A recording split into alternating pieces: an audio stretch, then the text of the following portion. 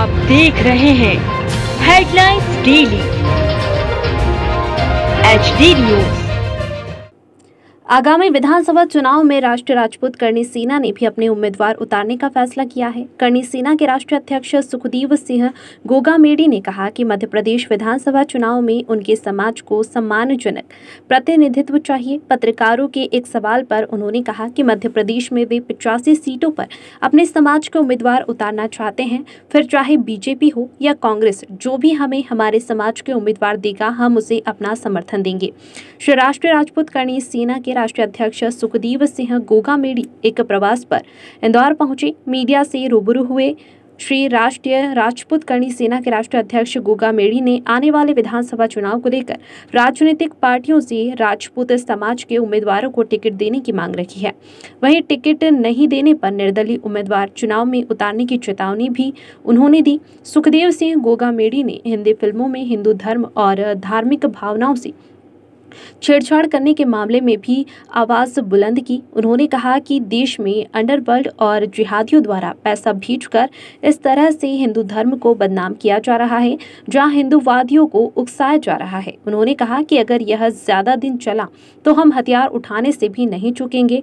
हमारी तलवारें अभी भी धारदार और चमकीली हैं, हमारी तलवारों में अभी जंग नहीं लगी है। उन्होंने कहा कि हिंदू धर्म के साथ खिलवाड़ करने वाले अभिनेताओं को बॉयकॉट करना और सेंसर बोर्ड के अध्यक्ष को हटाने की मांग उन्होंने की है। वहीं उन्होंने मांग की है कि सेंसर बोर्ड के अध्यक्ष को हटा देना चाहिए और किसी इतिहासकार को वहां बैठाना चाहिए। सुखदेव सिंह गोगामेडी ने कहा कि समाज के लिए क्षत्रिय बोर्ड के गठन की मांग वे लंबे वक्त से करते आ रहे हैं। सरकारों को चाहिए कि मांग जल्द से जल्द पूरी करे। वहीं उन्होंने कहा कि समाज के लिए EWS आरक्षण को बढ़ाकर 14% तक करना चाहिए। प्रेस वार्ता के पूर्व राष्ट्रीय अध्यक्ष श्री गोगामेडी का स्वागत राष्ट्रीय महासचिव सुरेश सिंह सोनगिरा ने किया। रहे हैं कि क्षत्रिय जो थे उनके पास जमीन जायदाद गढ़ जितनी भी प्रॉपर्टियां थी वो इस देश को इन्होंने सिलेंडर कर दी। 565 रियासतें इन्होंने सिलेंडर कर दी।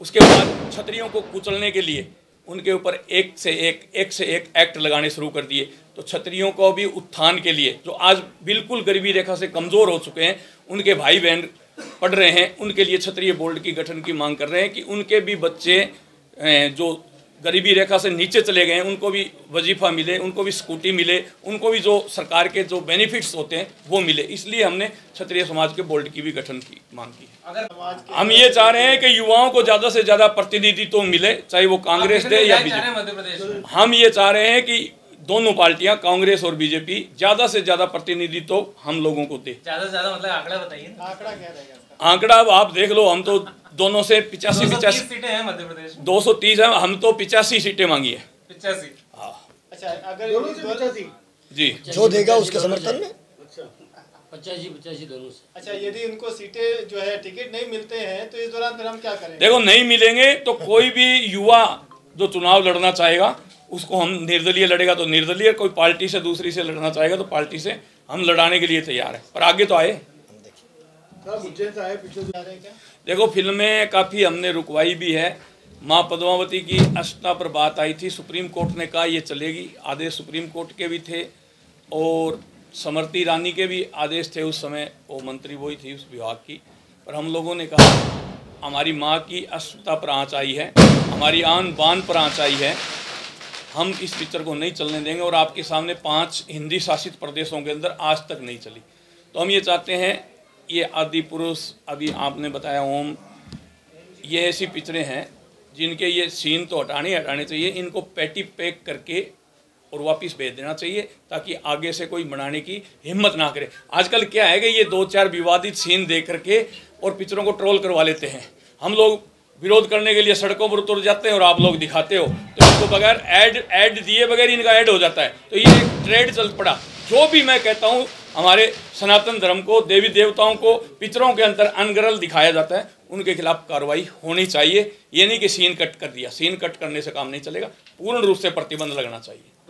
तो समय समय पर हम लोगों ने सरकारों को चमत्कार दिखाया है और चमत्कार को नमस्कार होता है। क्या लग रहा है, शिवराज जी बढ़िया काम कर रहे हैं मध्य प्रदेश में या फिर गहलोत साहब बढ़िया काम कर रहे हैं राजस्थान में? देखो, गहलोत साहब अपनी जगह पर हैं। हर प्रदेश की अलग अलग कहानी है। शिव प्रताप जी 5 जनवरी को आप लोगों ने देखा होगा, काफ़ी हमारी मांगे थी, जैसे EWS के अंदर ज़मीन मकान प्लाट की शर्त थी और आयु में छूट का मामला था, क्योंकि 2 साल कोरोना काल बीतने के कारण काफ़ी भाई ओवरेज हो गए थे नौकरियों के अंदर, नौकरियां 2 साल बाद में निकली, तो आयु में छूट की भी हमने उनसे मांग मनवाई थी। और EWS के अंदर भी इस काफ़ी सरलीकरण के शिवराज सिंह से भी करवाया हम लोगों ने और गहलोत साहब से भी करवाया। तो अब आगे आपका आने वाले, अब हम ये चाहते हैं केंद्र सरकार, ये जो प्रदेशों की बात कर रहे हैं ना, केंद्र सरकार केंद्र की भर्तियों के अंदर जमीन मकान प्लाट की शर्त हटा दे और अन्य जो आरक्षणधारी हैं, जिनको आरक्षण अन्य जातियों को दे रखा है, उसी तरह हमें भी पंचायत चुनाव और नगर निगम चुनाव के अंदर आरक्षण दिया जाए और केंद्र की भर्तियों के अंदर जमीन मकान प्लाट की शर्त हटा दी जाए। ये अब हमारी प्रमुखता से मांग चल रही है। आगामी विधानसभा जो है इस तरह के जो है वाकये नजर आए थे जिसमें भगवान को जो है कचौरी और ये मांगते हुए बंद करो जल्दी बंद। ये आपकी बात सही है, मैं यही तो बोल रहा हूँ कि कचौरी खा रहे हैं, टपोरी बना करके दिखा रहे हैं, लटके झटके करके चल रहे हैं। जो आदमी, जो देवी देवता तीसरी आंख खोल देते थे तो पूरा सृष्टि हिलती थी, उनको इस तरह के सीन दिखा करके ये सनातन धर्म को कमज़ोर करने की एक कड़ी विदेशी लोगों द्वारा चलाई जा रही है। ये मेरा सौभाग्य है। मेरा नाम सुरेश सिंह सोनगरा, श्री राष्ट्रीय राजपूत करणी सेना से राष्ट्र महासचिव होने के नाते मेरे जो मुखिया आए हैं, ये मेरा सौभाग्य है कि हम सबका आज इनको, हम दादा हमारे जो राष्ट्रीय अध्यक्ष हैं और हमारे कटार दादा जो इसकी बोले रीढ़ की हड्डी हमारे जो उपाध्यक्ष जी हैं, ये पधारे, तो आज मेरा मन और मेरी आत्मा तृप्त हो गई। मेरे निजी निवास पे आए हैं तो हमारी कई प्रकार, आज सुबह से कल से मैं इन्हीं के साथ में कई प्रकार की मुद्दे पे चर्चा चल रही थी। जैसे हमने बताया कि महाराणा प्रताप की हम 1000 मूर्तियों को स्थापना करने वाले मध्य प्रदेश में हैं। अभी इस गार्डन का नाम भी हमने महाराणा प्रताप रखा है। और सबसे पहले आज दादा को यहाँ बताने के इसलिए लाया कि मध्य प्रदेश का सबसे बड़ी बिल्डिंग में सबसे बड़ा ध्वज रहेगा और सबसे बड़ी मूर्ति जो रहेगी महाराणा प्रताप की, वो इस हवेली के ऊपर रहेगी। साथ में चर्चाओं के बाद कई अनेक चर्चा हमने की, चुनावों के ऊपर चर्चा की जो दादा ने आपको बताया। बस मैं आपको इतना ही कहना चाहता हूँ, अभी तो ये आगाज है और समझना है, सीखना है और सीखते सीखते समझाते हम आपसे कमिटमेंट करते हैं कि सरकार में हमारे विधायक भी बैठेंगे,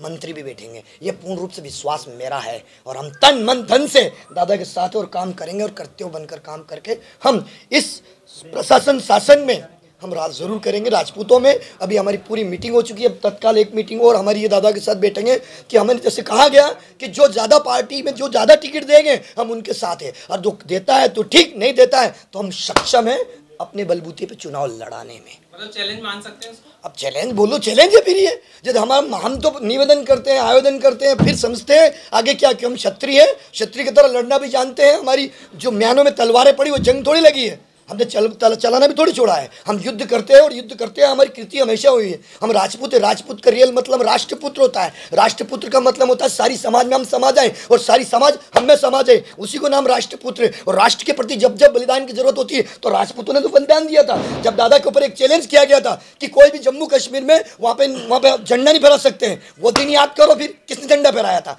माँ मई में भी उठाया था। चैलेंज लेना राजपूतों का तो कर्तव्य बनता है, यही तो हमने जीवन भर किया है। युद्ध की रणनीति में यदि हमें कोई ललकारे तो हमारे पुरुषोत्तम राम ने कहा है हम काल से भी, मौत से भी लड़ सकते हैं। तो वो युद्ध भी हमारे लिए एक तरह का हम समाज के लिए काम करते हैं। और मैंने देखा है, दादा को आगाज कराना चाहता हूँ इस प्रदेश में कि ऐसे मंत्री, ऐसे विधायक हैं और भी बनाएंगे। समझ जाए तो ठीक, तो करप्शन की जगह छोड़ेंगे नहीं। इस बार किसी घोटालेबाजी को भी नहीं छोड़ेंगे, करप्शन वालों को भी नहीं छोड़ेंगे। मेरा चैलेंज नहीं है, धमकी नहीं है, ये मेरा कमिटमेंट है कि अगली सरकार में हम बहुत भारी मतों में से हम राजपूत चुन के आ रहे हैं। सर, हाँ, करप्शन को लेकर कुछ चिन्हित किया क्या मंत्री आपने ऐसे कुछ? मैं आपने क्या कहा, रखूंगा सामने टेबल पे रखूंगा। जब हमारी बात नहीं मानी जाएगी तो मैं तो आपको 2 बात कहना चाह रहा हूँ मैं आपसे। सबसे बड़ी बात मैंने आपसे रखी है कि माय डियर फ्रेंड्स, एक बात याद रखना, ये चुनाव नहीं, ये दंगल एक तरह का अभी का। क्योंकि इस चुनाव में हमने सब प्रकार से मांग कर देख लिया हमारी समाज को। तो अपना चुनाव चिन्ह ले आइए ना। हमारा चुनाव ले आएंगे, जरूरत पड़ेगी तो ले आएंगे।